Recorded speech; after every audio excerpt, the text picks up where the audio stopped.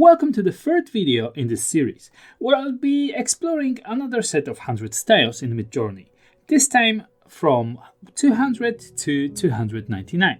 As before, the approach remains simple, a single dot as the prompt, followed by some parameters and the style number, allowing the styles to shine without any external influence. MidJourney style parameters continue to provide endless creative possibilities, with over 4 billion combinations. In this video, each style is identified by a number ranging from 200 to 299, and I've given each a playful name to hint at what they might represent.